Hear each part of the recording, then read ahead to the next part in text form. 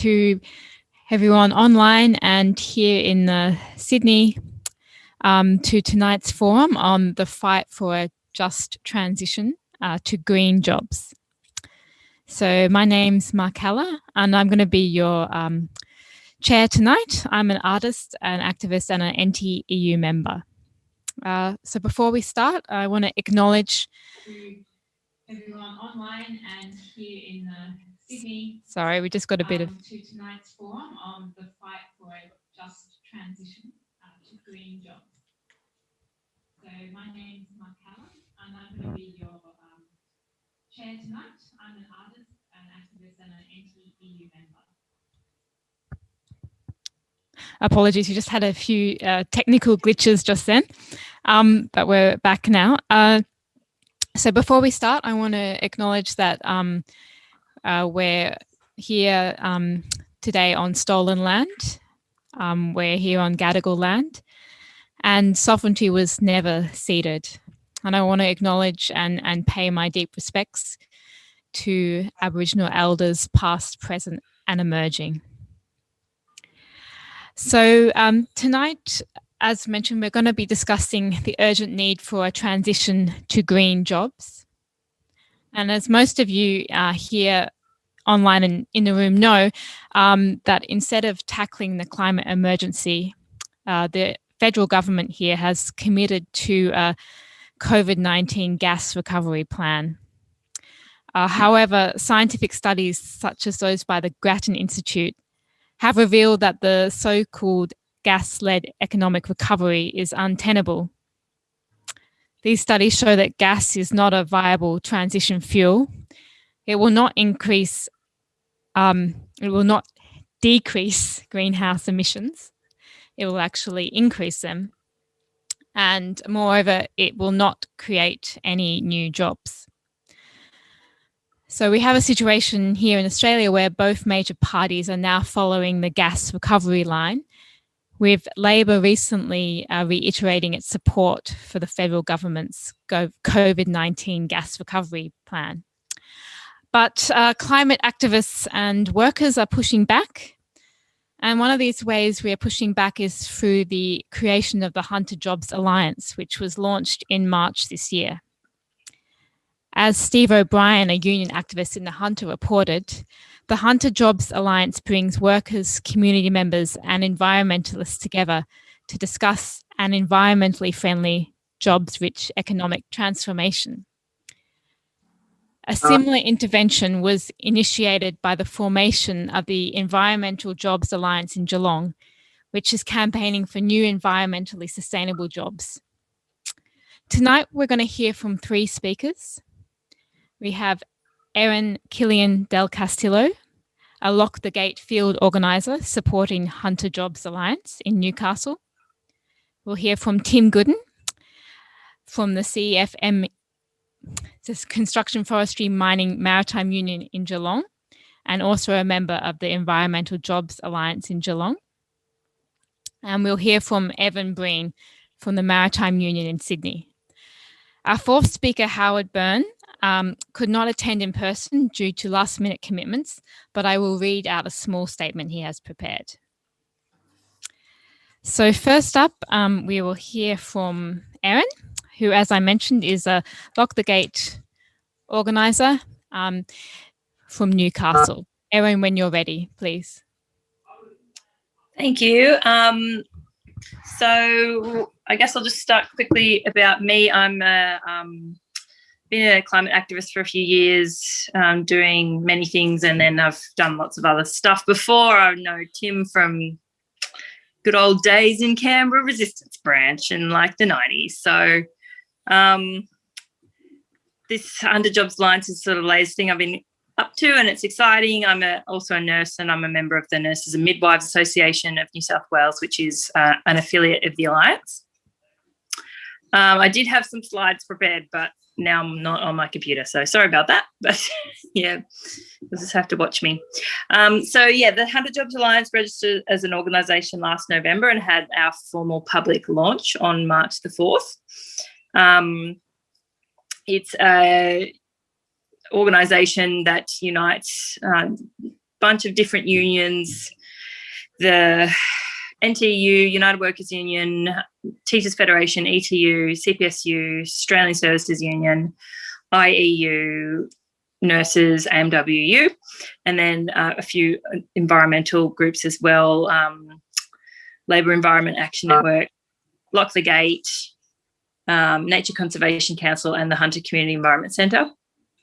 So, and they really came together because our region, the Hunter, has a problem. It's the largest regional economy in Australia, but there are about over 60,000 workers in carbon-intensive industries, particularly coal mining.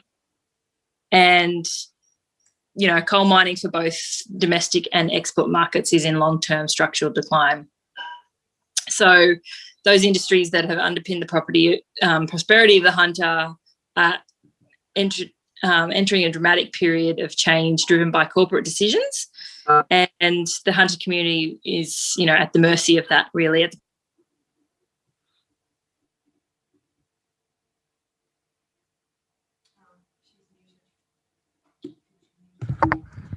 Erin, you're suddenly become muted. Could you unmute, okay, please? Yep. Am I back? Yes. Okay. Yeah, we know that mining companies routinely make a quick exit, leaving people high and dry without work. So we know that from Port Augusta. You know, they tell workers that there'll be another 10 years of life in the industry and then close the following year. So even though there's a lot of local awareness about that, the public discussion here is unfortunately still really dominated by this culture war of, you know, do environmentalists want to shut down the coal industry and, you know, deprive workers of jobs? And it's really a distraction from the problem of regional economic change. But we have this other problem, which is like a lot of people in the community aren't really convinced that there are viable alternatives for employment. And, you know, the other thing we think is that without some actual proactive planning by the community and substantial public investment, the Hunter will be unprepared for change and fail to realise many opportunities, and its people will suffer the consequences. But we know that if we work now to diversify the economy and invest in low carbon industries and retrain workers, that the end of coal doesn't have to mean the end of a livelihood for thousands of workers. So, it doesn't have to be that way, though. We know from the experience of communities around the world that it's not a question of jobs versus environment. We can have both. So our vision, our declaration states, the Hunter Jobs Alliance aims for a future for our region with full employment, good union jobs, a thriving and healthy living environment, equitable society, stable climate and renewable prosperity. So it's a nice vision. How do we think we're going to get there? So there's three aims that we have. One is to advocate to put the Hunter region on that orderly path to a low carbon and sustainable future. Two, undertake community engagement and advocacy for good jobs in the Hunter, focused on measurable outcomes and real projects. And lastly, to build community and worker leadership for the above plan. So the things that we think we really are needing right now are coming from, we've put in our launch on March 4th, we put out a discussion paper called No Regrets, which you can access on our website. And it's really asking for, like, in terms of our, you know, demands asked from government, it's really asking that they establish a local collaborative statutory body to support the kind of community through this structural change, allocate significant funds from the New South Wales Generations Fund, which was actually a bunch of coal royalties that New South Wales has set aside for the future.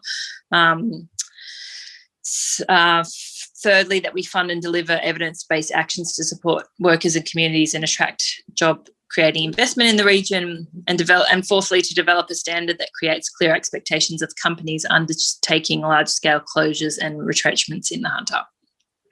So those are kind of the main things that we're campaigning on. And essentially we believe that if the Hunter community believes that an alternative future is necessary and achievable, and creates the expectations that a plan is required, then government and business will be forced to invest in and support the region. So the trick is that beginning part, that if the hunter community believes that this alternative future is necessary and achievable, which we're really working on right now. And yeah, it's, the way we have to frame it is trying to get away from that culture war and trying to get away from this, greenies versus workers bullshit. So the way that we try and talk about it is, we just want to make it clear that business is moving, and they're moving to protect their profits. And unless hunter workers take action, they'll be left high and dry. And yeah, we need to convince the community that a positive future with good jobs is real and achievable. And, mobilise in such a way that the government can see that the hunter community is wanting and demanding and deserving this change. So getting to a point where we can build pressure on the government around that. So I might just probably leave it there. There's a few sort of things I can talk about in discussion about how we're running on some of that stuff, like we're supporting a campaign to solar schools, supporting a campaign to transform the Tomago aluminium smelter to run on renewables, supporting the reuse of coal ash. That we've got 4 coal-fired power stations in the Hunter, and there's huge problems with the ash pollution next to each of them. So recycling coal ash is another campaign of ours. Yeah, I'll just probably wind it up there.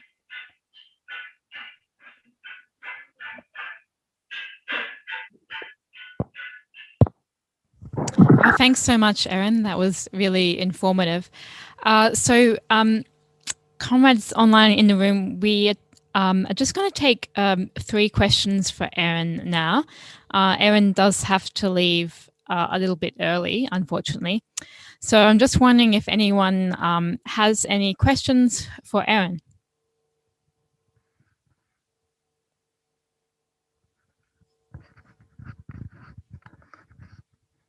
Okay, we have one person here in Sydney. And Tim? Tim, so I'll take Tim. You can go first with your question, please. Oh, thank you. Nice to see you again, Erin. My question is, in terms of measuring jobs and sustainable jobs in the Newcastle area, what sort of resources have you been able to access to see how many jobs are in industry, how many jobs are coming up, and where the money's coming from for those jobs, and whether there's a breakdown for apprentices, women, graduate jobs, and transfer from old industry workers? Has there been any research on that level yet? Are you asking like in terms of new industries that are emerging or things that we're proposing? Like, well, a bit of both. If there is anything emerging, are you able to measure those jobs, or is it only been on proposed? Yeah, it's there's not a lot of research. Like that's the other thing we really need to do, is some of our own research and get the money to do that somehow. But we do have an economist in our ranks, Ingrid, who has done a lot of stuff around how many jobs might emerge from the coal ash reuse if that campaign gets off the ground. And I don't have the figures in my head, but she's the expert on that stuff. But it was, a couple thousand, but we're significantly short. Like, there's a lot of work to be done in terms of actually finding enough work for those 16,000 people in the industry. Like, this is a huge, huge task that we've still got ahead of us. And we're a small, very new organisation that, would love to be able to lay out a perfect plan. But, it's not even up to us to lay out the perfect plan of how all of these workers are going to transition. It's kind of up to the community itself as in terms of what kind of industries does it want to promote, what kind of industries can it see jobs going across to. Like, you know, in my mind, I would love for there to be green steel manufacturing in the Hunter, because, you know, even the most reluctant mining people from the CFMEU who, you know, aren't on board the Time to Jobs Alliance yet, you know, have said that that's the industry that will have the most transferable skills to their current workers in the mines. And so, yeah, like the Grattan Institute's done some stuff on how many jobs that could entail. It's certainly, but yeah, we've got to be careful as well, like not to try and put all our eggs in one basket like they did in Port Augusta with the repower thing. Like they were really hoping that, you know, the solar power plant there would be able to retrain a lot of people, and then, you know, industry just backed out and it all kind of fell in a heap. So us having like a really diverse set of investment opportunities is the thing, as well as it being community driven, like what kind of industries do they want to attract, what is going to transfer their jobs. And we don't know any of that yet. Like we're just, you know, just being honest, like we'd love to have all the answers, but I think there'd be a fair amount of skepticism if we did. Like the kind of pub test would be like, really? So yeah, I'm just going to stop there because that's all I've got.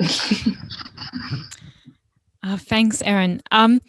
So we've got another question from Rachel here in the Sydney office, and Rachel is asking, how have the high school students and other environment groups responded to the Hunter Jobs Alliance? Is there any joint action or mobilising plan that's been discussed or organised? The local school strike for climate kids, shouldn't call them kids, students, have met with Corey Wright from the AMWU, and like he's been supporting them, you know, the whole way. And then it's really the AMWU that are the leading union in the Hunter Jobs Alliance that are just like making it all tick along. So they have said that they're interested in joining. I'm not sure whether they're up to that yet, if there is a process for how other groups can join the HJA now. So I don't think they fully decided that they definitely want to do that, more for their own independence than for any other reason. They're quite keen and supportive. They had an activist training day here earlier this year and like want to be involved with the Hunter Jobs Alliance and make their demands around a just transition seem like they're not just talking, but they're going to put the work in as well. In terms of joint activities, there's not really much planned. There's going to be a Hunter Jobs Alliance contingent at the May Day March, which we're inviting all of Newcastle environmentalists to join us with. And, you know, we're talking about getting a speaker from the Hunter Jobs Alliance to talk about the Solar Schools campaign at the May 21 strike. But, yeah, beyond that, there's nothing much being planned. Great, and I hope you can, you know, get more and more solidarity from the unions. So next, we have a question from Jim.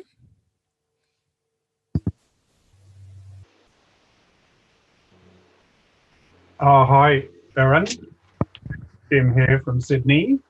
I just wanted to raise the issues that are actually very dramatised in today's Sydney Morning Herald. I don't know if you've seen it, but there's an article headed, "Coal support a given with Labor," says Jodie Mackay. And New South Wales Labor leader Jodie Mackay says she does not support a moratorium on new coal mines in a move likely to cause division in the party as it grapples with balancing mining and environmental issues.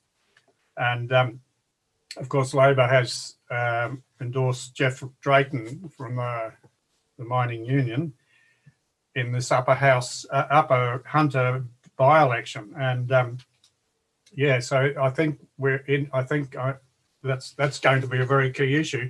But to show how Labor's sort of trying to play both sides against the middle, there's another article a little bit further on saying Labor to target regional seats with clean energy jobs. So, you know, you can see they're running two lines simultaneously, actually. And anyway, I just wondered if you'd comment on that and how the tricky issue of how the Hunter Jobs Alliance is going to relate to this, well, in some ways, opportunist move by the Labor Party, because they know that in order to win this upper Hunter by-election, they need to go down the coal line. On the other hand, if they're going to combat the Greens everywhere else, almost, they've got to run another line. So, yeah, it's a very difficult issue, and I just wonder how the Hunter Jobs Alliance is going to relate to it. Thanks. Yeah, look, we haven't even had a discussion about how we're going to relate to this by-election yet. Like, we were due to have a conveners meeting last Friday, but of course it was good on last Friday. But look, yeah, I actually think Labor, yeah, they're trying to have it both ways, but they're also misjudging it somewhat as well, because I saw a link, an Australia Institute poll done of Upper Hunter, which actually showed that there's a slight majority in favour of a moratorium on new mines. And, yeah, like the health issues around the mining there, getting more and more traction. Like, there's a few GPs that are getting quite active around that. And yeah, I think they might have misjudged this, even on a purely electoral point of view. And you know how like not meant to read the comments section? The ABC Newcastle reported on this candidate of theirs going and saying, well, we're sick of everyone bashing coal miners. And sorry, my phone's about to run out of battery. And we're sick of everyone bashing coal miners, and like everyone in the comment section's like, who are you talking about? No one's bashing up coal, like no one's saying, you know, they want to, yeah, they hate the coal miners. Like, you're just manufacturing this. They're just being part of the culture war, and trying to use, I mean, you know, they're worried because they lost that ground to One Nation in the federal election, you know, very nearly lost Joel Fitzgibbon's seat, and so he's gone extra yay coal as a result. So that they're trying to claw back from the right, essentially, and it's probably going to work. Like, they'll get. There's, you know, my money's on them getting elected in the Upper Hunter because of, you know, the Nats being on the nose because of the guy having to resign for, you know, being accused of rape. So it's sort of, in terms of how the Hunter Jobs Alliance is relating to it, like, I bet that the ALP members within HJA are just like annoyed that this whole thing is happening, and obviously everyone would love for the discussion to be at a way more elevated level, and for Labor to put forward a candidate that's actually got the guts to say, we're facing a difficult time and we need to start talking about the future, particularly because there's two power plants that are going to close in the Upper Hunter in like a year and a half. Liddell and Bayswater, and no one is talking about where those workers are going to go. Like, even forget about mining for a while, like even what's going to happen to those guys, like, and that's uncontroversial stuff that Labor could be campaigning on, and they're not. So yeah, it's disappointing, but not at all surprising. Yeah, you know, we're not in a position to make much of an influence on this election. You know, I think we've got a handful of members in the Upper Hunter. We're really trying to get going there. But I don't know, hopefully that answers something. It's a bit of a point of view. Yeah, thanks, Erin. And I'm aware that you have to leave early. I'm just wondering if there's one more question for Erin.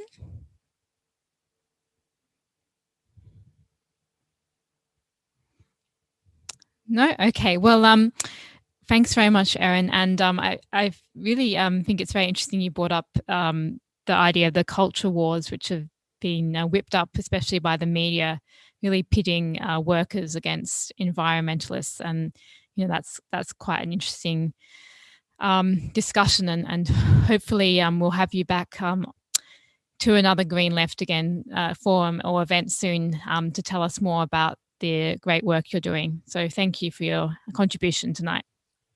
Thank you. And I'm sorry I couldn't stay and hear you speak as well, Tim, because I'm interested, but maybe we can catch up some other time. Thanks for everyone. Bye. Okay, thanks, Erin. And so now we're going to hear from Tim Gooden. So Tim is a construction, forestry, mining, maritime union member in Geelong. And he's also a member of the newly formed Environmental Jobs Alliance in Geelong. So Tim, when you're ready, take it away, please. Lovely, thank you. First, I'd like to just let everyone know I'm speaking from Wadawurrung country tonight, and pay my respects to the elders and give a big shout out to that mob and all the mobs around the country tonight. Yeah, I'm a CFMEU member in the construction division.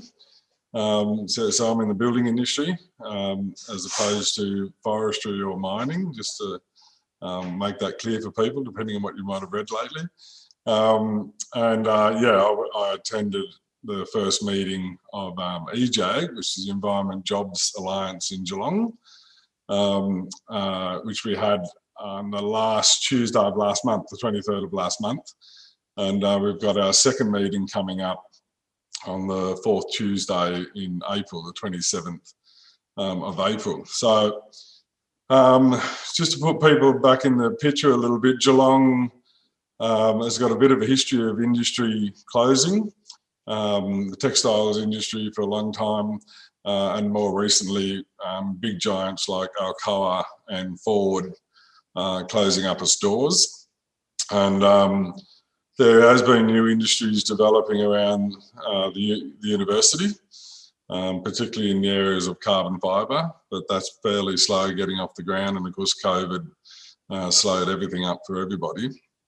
And it's been a concern of Geelong Trades Hall for a number of years now as to where all these workers, these highly paid industrial blue-collar workers that do spend all their money in the economy, where are those workers going? Where are the jobs going to be for the workers? And for the 3,500 kids that graduate from high school each year in the region, where are they getting work, apprenticeships, etc., etc.? Because those big industries did soak up a lot of workers, and they're not there anymore.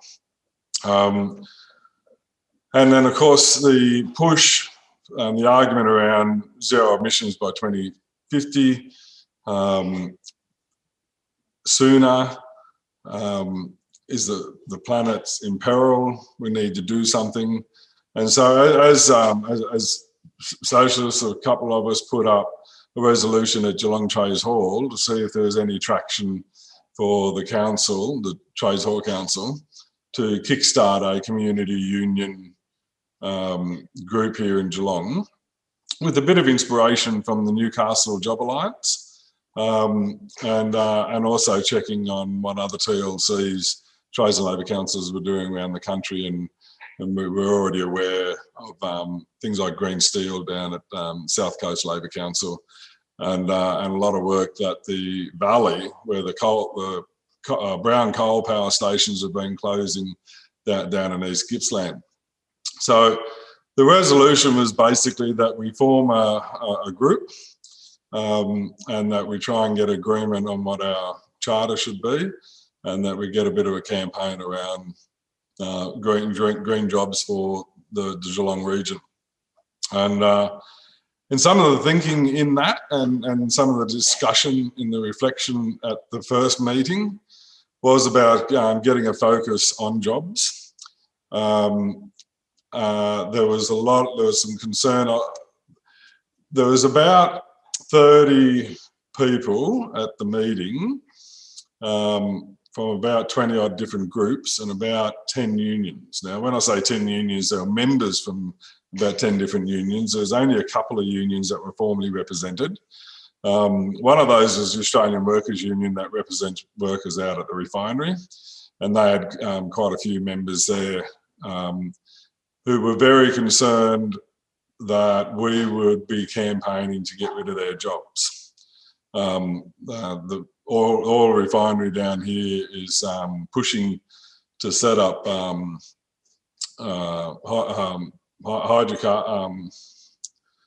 alternative fuels, but it's still based around the oil refinery industry. And of course, a lot of the furphies came up straight away, and the division started to be created, where people were putting up, well, if we can't have the oil refinery, then we can't have any agreement. And we pretty much had to sort of knock it on the head and say, look, this is not what we're campaigning about. We want new jobs. The environment movement, and we said this to them, the environment movement hasn't gotten rid of the jobs in Geelong. The bosses are closing oil refineries and heavy industry faster than the union can keep up with them. Like Mobil just announced the closure of its refinery in Melbourne, which is the only other refinery in Victoria, leaving the Geelong refinery as the last one. And they only announced that a few weeks ago, just out of the blue. Like they're making business decisions in boardrooms in Europe and America, and they're doing them based on economic reasons and their own investments in that for the future. And they've already decimated thousands of workers in Geelong. And so we need to say, well, hang on a minute. You can't just use up all the resources and then bury people at the end of the day. By the same token, we can't just say, oh, we want a just transition, because a lot of workers just don't understand what we mean by a just transition. And they do swallow the stuff that the bosses are telling them, and in some cases unions are telling them, that we're just trying to get rid of their jobs and we're a cancel society and we're just all the negative stuff. So the first thing that our group did acknowledge that we're going to have to do some work around that, and we're going to have to come up with some language and some campaigns that instill confidence in workers, that we're trying to develop industries that are good for the planet, that are good for our kids' future, and indeed they'll get jobs in those industries.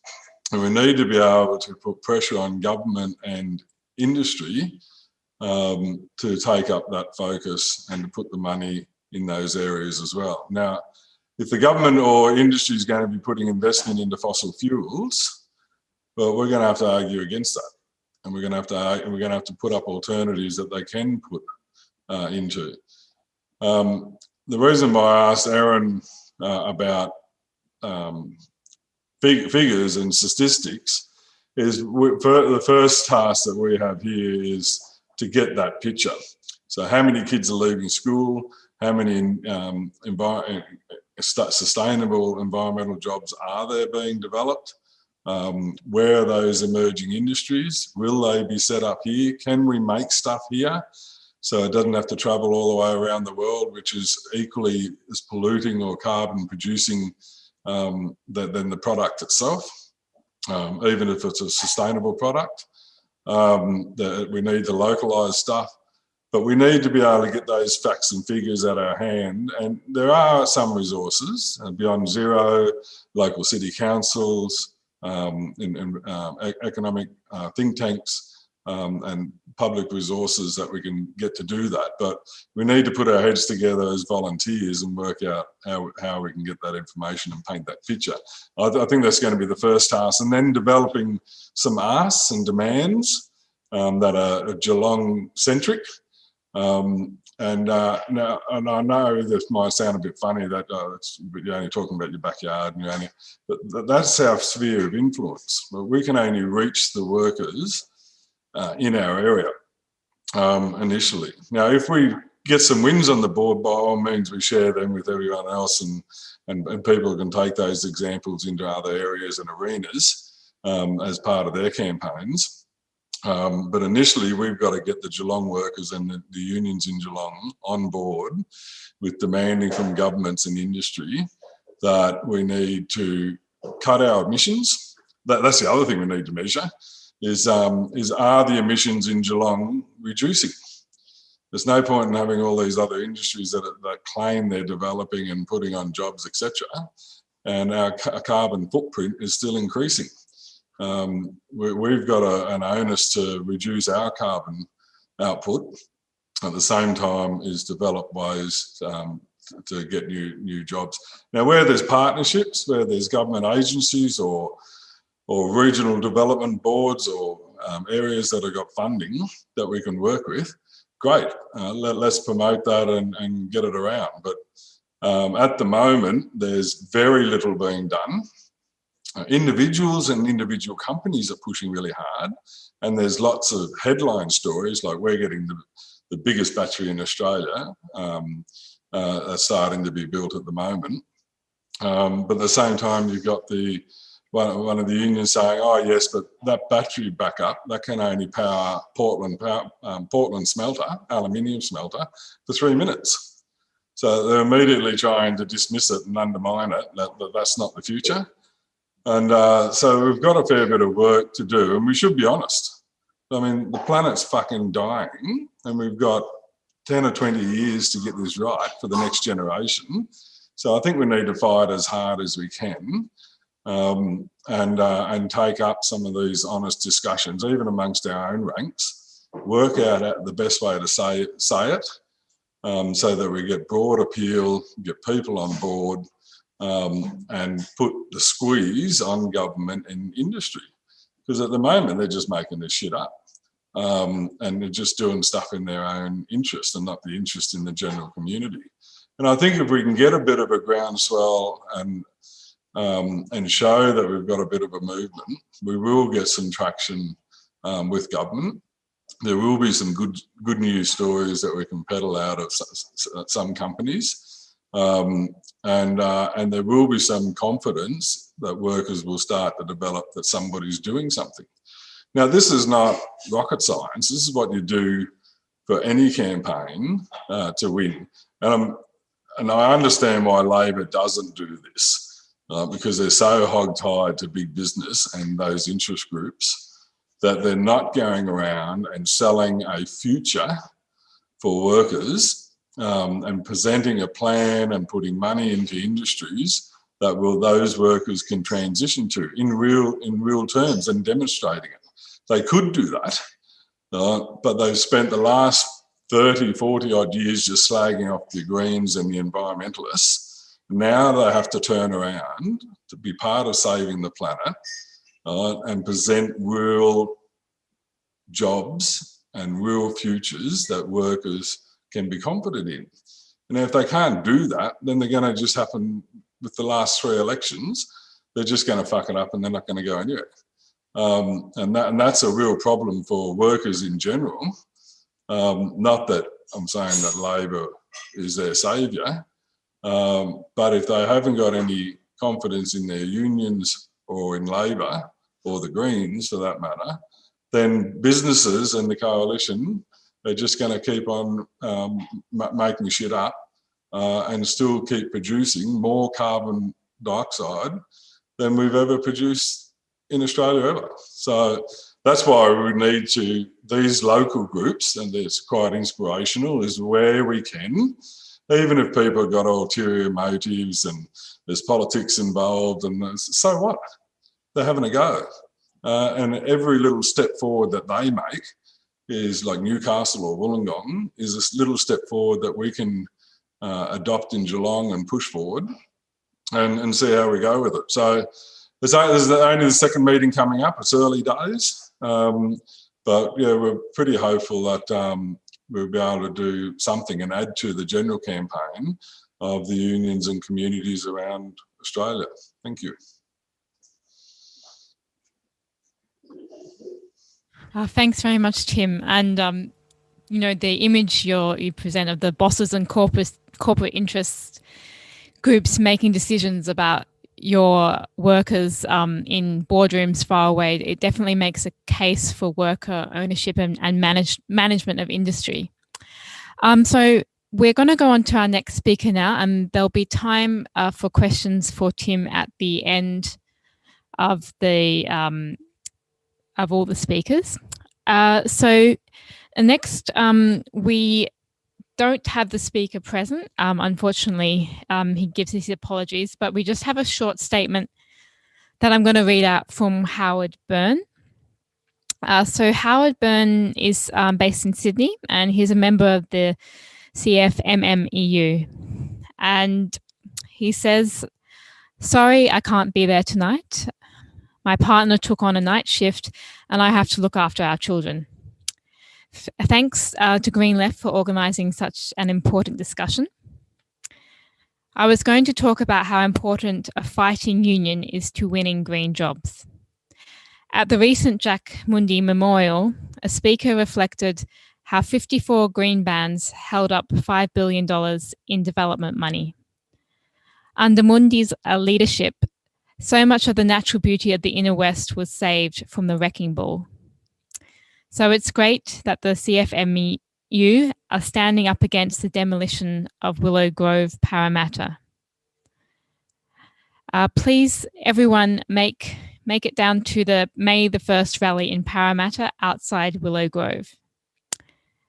And Howard says, "I want more green bands, one for Glebe and Everleigh's public housing. And there's a rally for Glebe and Everleigh public housing on the 11th of May.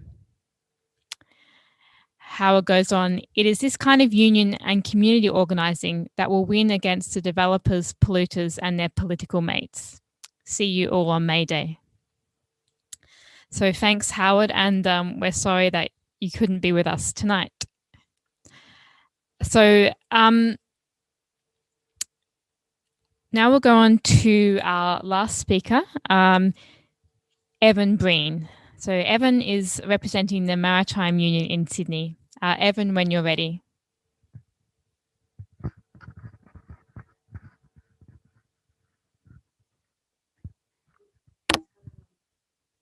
Erin, if you could just unmute. That's it. Righto. Bear with me. I'm not real good at this sort of stuff, but just like to thank everyone for listening. I'm here on Darkajung country up here in the Central Coast. I pay my respects for past and present.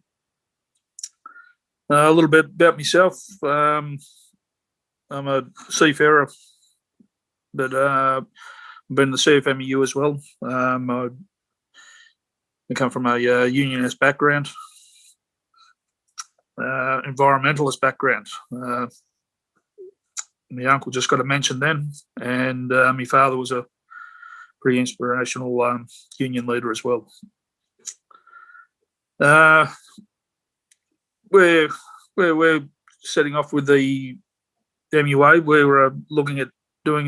There's a whole lot of projects there for wind turbines down the south of around Barry's Beach and that. You might know around that way, Tim. But also up here at Newcastle.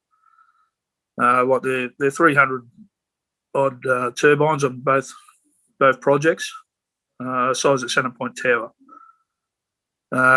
Pretty massive bit of infrastructure going in. A lot of jobs to put them in.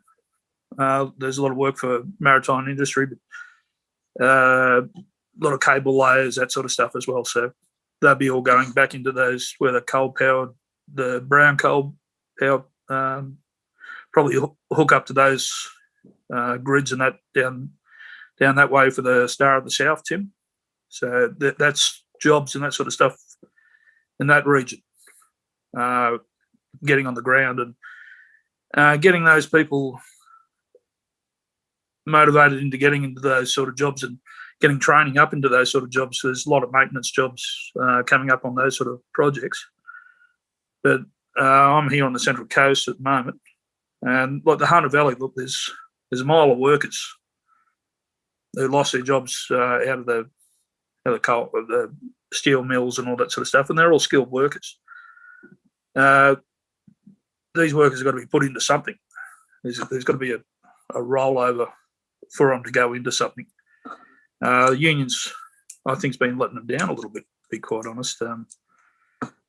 Getting that transition, trying to get their membership into moving into something new. We can't keep on doing the same things, as you say, Tim, there before. We've got to transition into new technologies. It's the only way. It's the only way forward. We're seeing it overseas, and we could be on the front foot at the moment, but we're going backwards with this government. Truly going backwards with this government. We've got to get on that front foot and really start pushing these new agendas. Kids are leaving school. There's no GST took when Howard brought in the GST.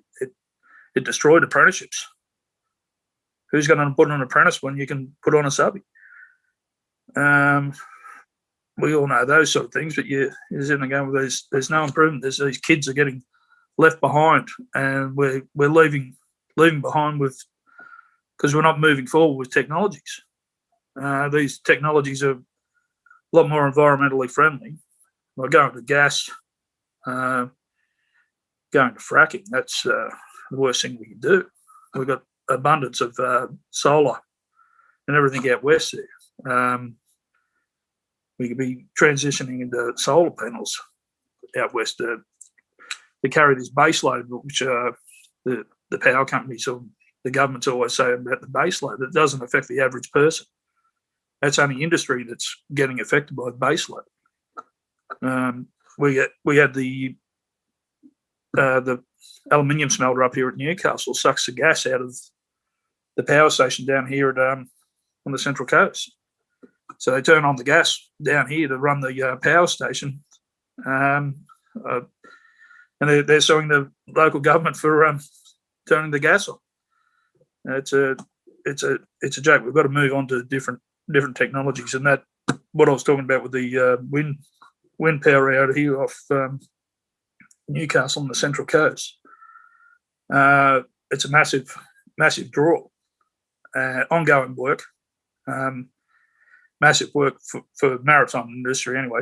It might be one of our saviours because we're in a bit of a struggle. We've gone down from probably 9,000 workers to 3,000 workers, highly skilled workers, which once a lot of the blokes will be retiring after, they might be going back to, they'll be getting pensioned off. So we've got to bring a whole heap of new skilled young blokes get brought in, skill them up into these new industries. We're pretty lucky with a pretty progressive union base. We've got good leadership, and we're moving forward with it.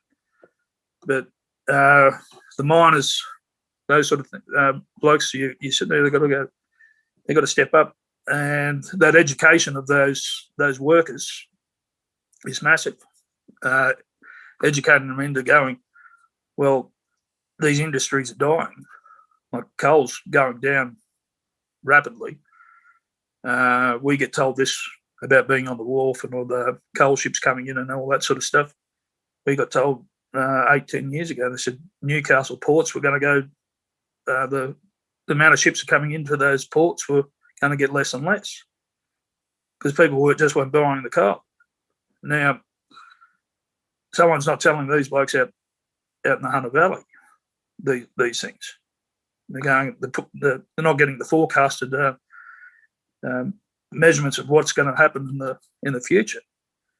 Look, you got all those miners. Look, you not just got blokes who are just digging the dirt. You got all those electricians in there, all the different blokes doing different jobs, and they're going to go to. You're going to have to use those skill base, look, to get into solar, the wind turbines, all that sort of stuff. Those digging the earth up to put the foundations in for these sort of things. So there's going to be jobs, but it's just a matter of getting those blokes and getting that idea out of their head that they're going to be miners for the rest of their lives, and their kids are going to be miners. look, you're still going to have to use steel. Like steel is going to be around, and coke and coal's going to be around for a little while until we find some different alternatives to it. We've got to transition to using less and less of those products. That's in education, educating the communities of what's happening, so they get the real picture of what's going to happen. Because we just can't keep on going. The world's finite, as everyone knows. You just can't keep on building concrete structures everywhere. We're running out of sand. We're starting to recycle old concrete and that, all those sort of things. Look, this is going to be a tough challenge over the next year or so. The Labor government's not doing us any justice. They're not going to help us anyway whatsoever, because as you said, Tim, before, I don't know, they got their little things tied up, and look, Albanese wrote a thing there for us for the seafarers. The Liberals got in, changed 2 words, and we were all getting taken off the ship by the federal police. 2 words. It was 2 words he wrote. So he can't be trusted. I don't know. It's hard for me to trust him. Our unions endorsed him there the other day, but that's my personal opinion. I don't trust him. But we've got to move away from those agendas and got to get this grassroots back. We'll get those green bands rolling and those sort of stuff. Get people power back, and this is what we need, because we've lost that bit of people power, and everyone's tied up in debt. No one wants to go to protests anymore. That sort of stuff. It's hard to get people to become volunteers of anything, because they're time hungry. They're going, oh no, I can't do that. That's I've got to work the Saturday to get the extra. But that's a political system, how they've got us running, how they've got public. Just what you see around you talk to the people around the place, everyone's the same way. Even the workers on decent jobs, they're all still struggling. Mortgages are still high. How are kids going to get into housing and that sort of stuff? The big picture is looking very grim. Like where they've got to move out into these remoter areas so they can afford a house, because you can't afford a house in the city. But what jobs have they got out there? Now, these are the jobs that we have to try to fill with these new green energy jobs, because that's where those are going to be. Like those wind, well, you got the wind, you got the solar, might be thermal energy, who knows? But these kids and that have got to move out to these areas. Or we've got Indigenous communities out there wanting to stay on country but can't, because the communities are falling apart because they've got no work. We've all got to look at how to do this sort of stuff. We've got to get those communities out west struggling for work. The government's scheme to put all the infrastructure into cities, big cities. So you've got to move to a city to get work, high rent, all this sort of stuff. And you've got small communities or small cities starting to losing all their best talent. All their workers and that are all starting to go to cities because they have to. That's the only way they're going to pay for things. They're leaving farms and all this sort of stuff. So we're dumbing ourselves down, which is a shame. The kids are leaving country towns because they've got no work.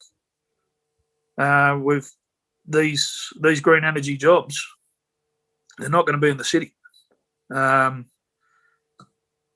You can't put 100 acres of solar panels in a city. You can on every roof, but for industry and that sort of stuff, for big amounts, that's where they'll be going. They'll be going out west. And, where we go from there, who knows? But with us, with the MUA, we're looking at those wind turbines. That's a bit of a saviour for us and our membership. We're being held back by the Abbott government. Didn't like wind turbines. He didn't like wind turbines, so he didn't want to put them up. So we've had projects sitting there for probably over 6 years, and the one down the Star of the South, but over 6 years. Had all the environmental, all that sort of stuff done, brought it all past okay, and he just got mothballed. Yeah, it's a shame because you're sitting there going, you still got brown coal power stations burned down there, just polluting. Those wind turbines are going to be putting out be the same as that brown coal power stations pumping out. Ongoing jobs. I think there'll be up to 400 people on maintenance, just doing maintenance on those jobs. I think they've got a massive lifespan, so well, they're new jobs. A lot of abseilers, that sort of stuff, cleaning birds, cleaning the blades, that sort of stuff, but they're new jobs. We've seen them in Europe. They're going top guns in Europe. We could have been world leaders in these sort of technologies, but we're letting slip. Yeah, but we could. I'm not sure where we move on, where we go to from here. We just got to get that community support and the education out there. That's the biggest one. Even if it's between our members, whatever member unions you're in, getting that little bit of information through to them, so they're getting a bit of, instead of reading the Sun Herald or something like that, you're getting the real facts out there, and people will come on board eventually. That's the only way we're going to start snowballing this and moving forward from the grassroots. If people get that information, and they'll work on that information, because there's a big strive for it. People want that information, and they want facts. Once they see the facts, they'll go, "Oh, wait up, yeah, we can move on to those new green energy jobs." I've got look, from what everyone else has said there, the Hunter Alliance there, I'd like to have a bit more of a yet to. Want a bit more about the coal ash jobs. We've got one down here at the Central Coast as well, which needs cleaning and doing. More jobs from out west. Right, I better wrap it up. It said down the bottom here, I only had a minute left. So, yeah, sorry about this one. It's my first Zoom meeting. But, yeah, no, it's very, very on point with a lot of these statements and what's going on. We've got to all do our getting that little bit of information around, even if it's just handing out those papers out at smoko huts. Just gets that little bit of moving, doesn't it? Yeah, you just got to get that. We're pretty good with our union. Our union has meetings all the time. We have monthly meetings, and we have weekly meetings on board vessels and that sort of stuff. So we're all pretty. We get educated pretty well on a lot of the stuff. So it's good to be a part of a union like that. And plus you look, it gives you all that information, and people take it on board and they get passionate with it. And that's where I think we've got to start pushing back with all that sort of stuff and all the factors. Every job site's got to start pushing that sort of routine.